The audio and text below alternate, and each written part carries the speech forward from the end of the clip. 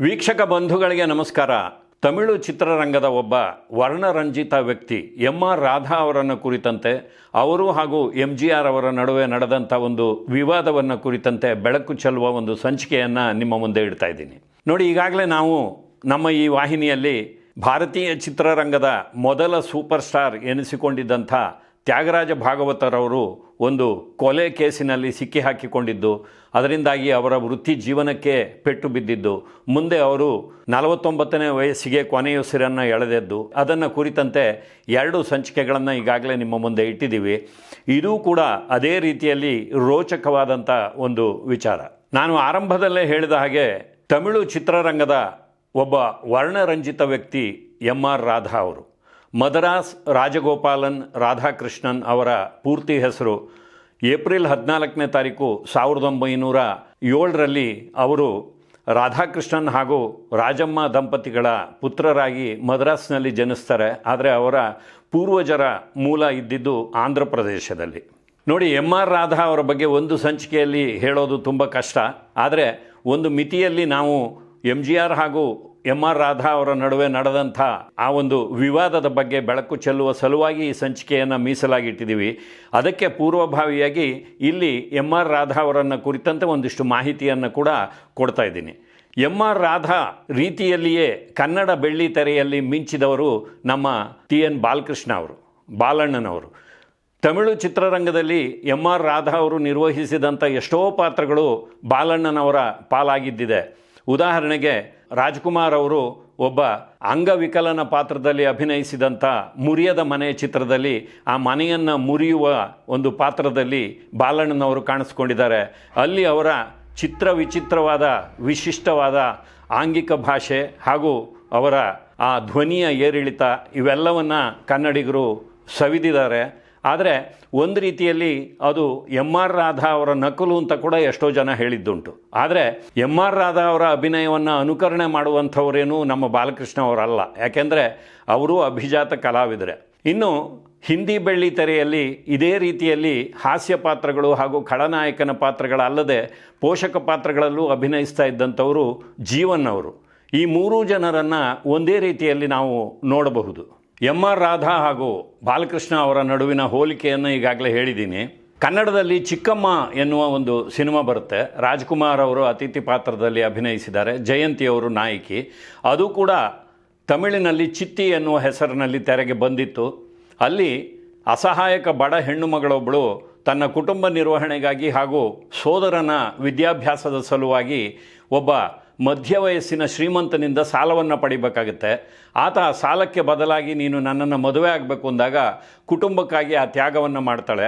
ಅಲ್ಲಿ ಆ ಕಾಮುಕ ಮಧ್ಯವಯಸ್ಸಿನ ಪುರುಷನ ಪಾತ್ರವನ್ನು ತಮಿಳಿನಲ್ಲಿ ಎಂ.ಆರ್. ರಾಧಾ ಅವರು ಅಭಿನಯಿಸಿದ್ದಾರೆ. ಕನ್ನಡದಲ್ಲಿ ಅದೇ ಚಿತ್ರ ಚಿಕ್ಕಮ್ಮ ಹೆಸರಿನಲ್ಲಿ ತೆರೆಗೆ ಬಂದಾಗ ಆ ಪಾತ್ರ ಕೂಡ ಬಾಲಕೃಷ್ಣ ಅವರ ಪಾಲಾಗುತ್ತೆ.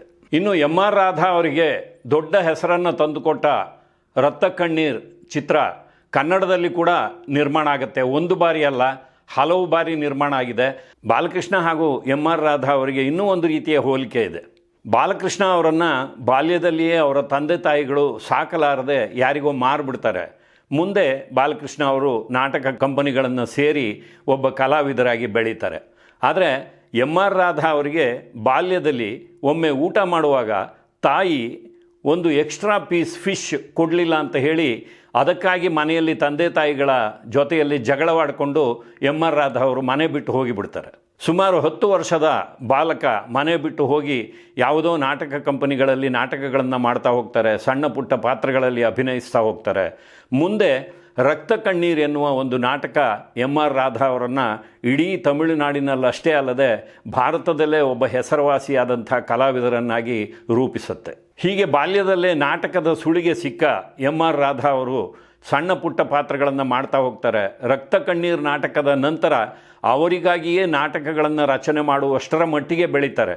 ಸ್ವಂತ ನಾಟಕ ಕಂಪನಿಯನ್ನು ಕೂಡ ಕಟ್ತಾರೆ. ಅವರ ನಾಟಕ ಕಂಪನಿಯಲ್ಲಿ ಶಿವಾಜಿ ಗಣೇಶನ್ ಹಾಗೂ ಎಂ.ಜಿ.ಆರ್. ಅವರು ಪಾತ್ರಗಳನ್ನು ಮಾಡ್ತಾ ಇದ್ರು ಅನ್ನುವಂಥ ಮಾಹಿತಿ ಕೂಡ ಇದೆ. ಹೀಗೆ ಸುಮಾರು 5,000ಕ್ಕೂ ಹೆಚ್ಚು ರಂಗಪ್ರಯೋಗಗಳಲ್ಲಿ ಎಂ.ಆರ್. ರಾಧಾ ಅವರು ಅಭಿನಯಿಸಿರುವಂಥ ಮಾಹಿತಿ ಇದೆ. ರಕ್ತ ಕಣ್ಣೀರ್ 1954ರಲ್ಲಿ ಕೃಷ್ಣನ್ ಪಂಜು ಅವರ ನಿರ್ದೇಶನದಲ್ಲಿ ಒಂದು ಚಲನಚಿತ್ರದ ರೂಪದಲ್ಲಿ ತೆರೆಗೆ ಬಂದಾಗ ರಾತ್ರಿ ಬೆಳಗಾಗುವಷ್ಟರಲ್ಲಿ ಎಂ ಆರ್ ರಾಧಾ ಅವರು ತಮಿಳುನಾಡಿನಾದ್ಯಂತ ಒಬ್ಬ ಹೆಸರಾಂತ ಕಲಾವಿದರಾಗಿ ಹೊರಹೊಮ್ತಾರೆ. ಆದರೆ 1930-40ರ ದಶಕದಲ್ಲಿ ಕೂಡ ಅವರು ಕೈ ಬೆರಳೆಣಿಕೆಯಷ್ಟು ಚಿತ್ರಗಳಲ್ಲಿ ಸಣ್ಣ ಪುಟ್ಟ ಪಾತ್ರಗಳಲ್ಲಿ ಅಭಿನಯಿಸಿರ್ತಾರೆ. ಆದರೆ ಈ ಒಂದು ಪಾತ್ರ ಅವರನ್ನು ಇವತ್ತಿಗೂ ನೆನೆಸಿಕೊಳ್ಳುವ ಮಟ್ಟಿಗೆ ಬೆಳೆಸುತ್ತೆ. ತಮ್ಮ ವಿಶಿಷ್ಟವಾದಂಥ ಆಂಗಿಕ ಅಭಿನಯ ಜೊತೆಗೆ ಧ್ವನಿಯ ಏರಿಳಿತ, ಈ ಎಲ್ಲ ಒಂದು ಪ್ರತಿಭೆಯಿಂದಾಗಿ ಎಂ ಆರ್ ರಾಧಾ ಅವರು ತಮಿಳು ಚಿತ್ರರಂಗದ ಅವಿಭಾಜ್ಯ ಅಂಗವಾಗಿ ಹೊರಹೊಮ್ಮುತ್ತಾರೆ. ಶಿವಾಜಿ ಗಣೇಶನ್ ಹಾಗೂ MGR ಅವರ ಚಿತ್ರಗಳಲ್ಲಿ ಖಳನಾಯಕರಾಗಿ ಹಾಸ್ಯ ಕಲಾವಿದರಾಗಿ ಎಷ್ಟೋ ಚಿತ್ರಗಳಲ್ಲಿ ಅಭಿನಯಿಸ್ತಾರೆ. ರಕ್ತ ಕಣ್ಣೀರ್ ಚಿತ್ರದ ಪಾತ್ರವಾಗಲಿ ಅಥವಾ ಈ ರೀತಿಯ ಹಾಸ್ಯ ಪಾತ್ರ, ಖಳನಾಯಕನ ಪಾತ್ರ ಇವುಗಳನ್ನಷ್ಟೇ ಎಂ ಆರ್ ರಾಧಾ ಅವರು ಅಭಿನಯಿಸ್ತಾ ಇದ್ದರು ಅಂದರೆ ತಪ್ಪಾಗುತ್ತೆ. ಯಾಕೆಂದರೆ ಅವರೊಬ್ಬ ಬಹುಮುಖ ಪ್ರತಿಭೆಯ ಕಲಾವಿದರು. KS ಗೋಪಾಲಕೃಷ್ಣನ್ ಅವರು ತೆರೆಗೆ ತಂದಂಥ ದಶಾವತಾರಂ ಅಂದರೆ ಕಮಲ್ ಹಾಸನ್ ಅವರು ಅಭಿನಯಿಸಿದಂಥ ದಶಾವತಾರ ಅಲ್ಲ, ಒರಿಜಿನಲ್ ದಶಾವತಾರಂ ಚಿತ್ರದಲ್ಲಿ ಅವರು ಹಿರಣ್ಯಕಶಿಪು ಆಗಿ ಕಾಣಿಸ್ಕೊಂಡಿದ್ದಾರೆ.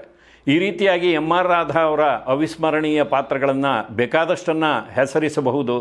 ಆವತ್ತಿನ ಕಾಲದ ಕಪ್ಪು ಬಿಳುಪು ಚಿತ್ರಗಳನ್ನು ನೋಡಿರುವಂಥ ಚಿತ್ರಪ್ರೇಮಿಗಳಿಗೆ ಅವೆಲ್ಲ ಖಂಡಿತವಾಗಿಯೂ ನೆನಪಿರುತ್ತೆ.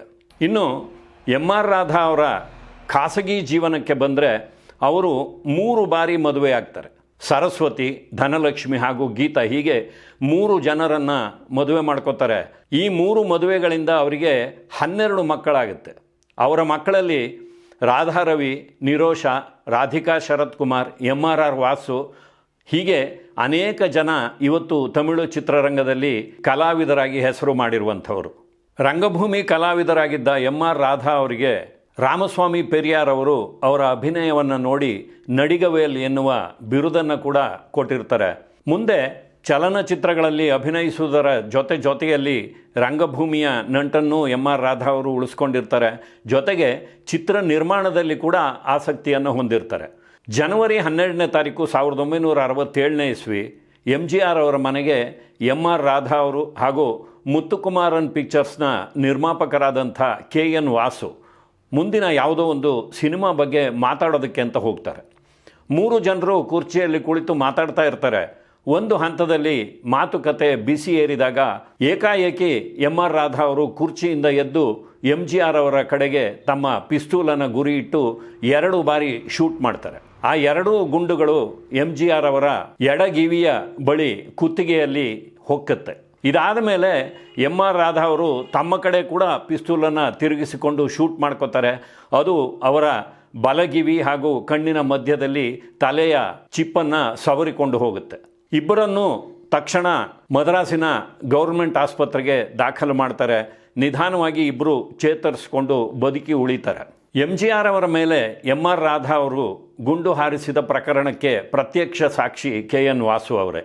1967ನೇ ಇಸ್ವಿ ಮೇನಲ್ಲಿ ಇಬ್ಬರು ಹುಷಾರಾಗಿ ಆಸ್ಪತ್ರೆಯಿಂದ ಬಂದ ಮೇಲೆ ಪ್ರಕರಣ ಕೋರ್ಟಿನ ಮೆಟ್ಟಿಲೇರುತ್ತೆ. ಸಾಯ್ದಾಪೇಟ್ ಫಸ್ಟ್ ಡಿವಿಷನ್ ಮ್ಯಾಜಿಸ್ಟ್ರೇಟ್ ಕೋರ್ಟ್ನಲ್ಲಿ S ಕುಪ್ಪುಸ್ವಾಮಿ ಅವರ ಒಂದು ನೇತೃತ್ವದಲ್ಲಿ ವಿಚಾರಣೆ ನಡೆಯುತ್ತೆ. ಅದಾದ ಮೇಲೆ ಚಿಂಗಲ್ಪೇಟ್ ಸೆಷನ್ ಕೋರ್ಟ್ನಲ್ಲಿ ಜಸ್ಟಿಸ್ P ಲಕ್ಷ್ಮಣನ್ ಅವರು ವಿಚಾರಣೆಯನ್ನು ನಡೆಸ್ತಾರೆ.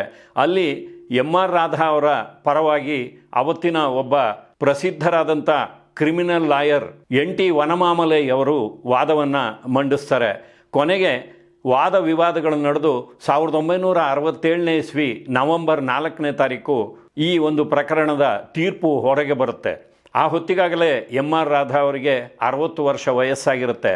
ವಾಸ್ತವವಾಗಿ 7 ವರ್ಷಗಳ ಕಾರಾಗೃಹ ವಾಸವನ್ನು ತೀರ್ಪಿನಲ್ಲಿ ಹೇಳ್ತಾರೆ. ಆದರೆ ಎಂ ಆರ್ ರಾಧಾ ಅವರ ವಯಸ್ಸನ್ನು ಗಮನದಲ್ಲಿಟ್ಕೊಂಡು ಶಿಕ್ಷೆಯನ್ನು 4 ವರ್ಷ 3 ತಿಂಗಳಿಗೆ ಕಡಿಮೆ ಮಾಡಲಾಗುತ್ತೆ.